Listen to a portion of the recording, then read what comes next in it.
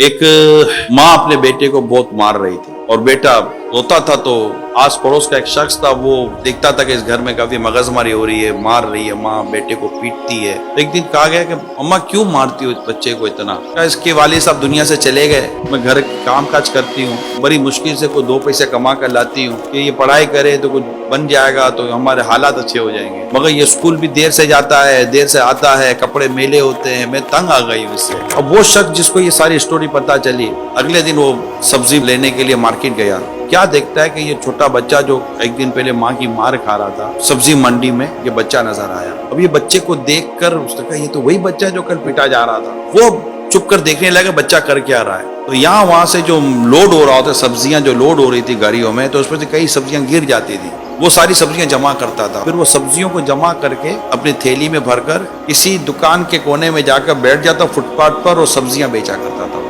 اب وہ آدمی اس کو فالو کر رہا ہے۔ یہ اسٹوری کیا ہے؟ اب اسٹوری یہ ہے کہ وہ جیسے اسکول گیا تو اب لیٹ پہنچا دوبارہ، تو استاد صاحب دیکھا ہاتھ نکالو، ہاتھ نکالے، اس کی مار پڑی، وہ رویا، تو وہ آدمی اس کو ہمدردی پیدا بولے سر کیوں مار رہے ہیں آپ اس کو؟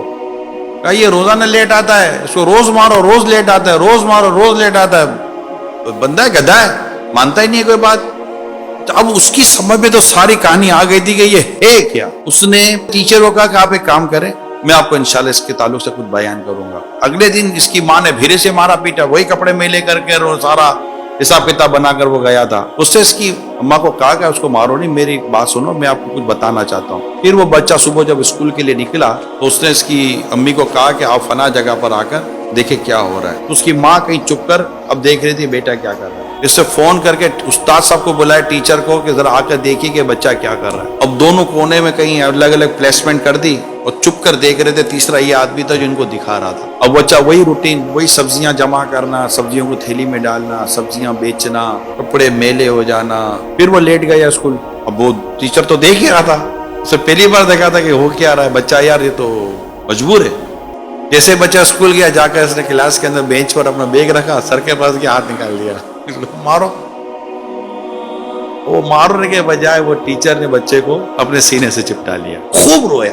اتنے میں وہ آدمی بھی آ گیا جو ساری رحم دلی والے سارے وہ معاملات کر رہا تھا۔ تو بیٹا یہ بتا تم کر کیا رہے تھے؟ میری ماں جو ہے نا وہ گھروں کے کام کر کے ہمارا گھر چلاتی ہے، میں دیکھتا ہوں کہ میری ماں کے کپڑے پھٹ جاتے ہیں، اب میرے پاس اتنے پیسے تو ہے نہیں کہ میں اپنی ماں کو ایسا چادر یا ایسا کپڑا یا ایسا لباس دلا سکوں کہ میری ماں کے کپڑے صحیح ہوں، تو میں یوں سبزیاں بیچ کر یہ سب کرا کر پیسے جمع کرتا ہوں، اور آج مجھے اس شخص نے یہ کپڑا دے دیا ہے جس کے لیے میں اپنی ماں کے لیے ایک سوٹ سلاؤں گا۔ کہا بیٹا پھر اس کی پیمنٹ کہاں سے کرو؟ کہا اسی طرح سبزیاں بیچتا رہوں گا، پھر سلائی کے پیسے دوں گا، اور اپنی ماں کے لیے میں ایک لباس دوں گا تاکہ میری ماں اپنے بدن کو صحیح چھپا کر لوگوں کے گھروں کے کام کر سکے۔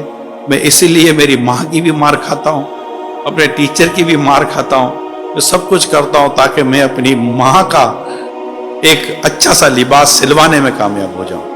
غریب گھرانہ اپنا گھر کیسے چلاتا ہے یہ بعض اوقات ہمیں پتہ ہی نہیں چلتا۔ یہ سفید پوش فیملیز کی سٹوریز ہوتی ہیں، یہ وہ لوگ نہیں ہوتے جو سڑکوں پہ جا کر مانگنے کے لیے کوششیں کرتے ہیں۔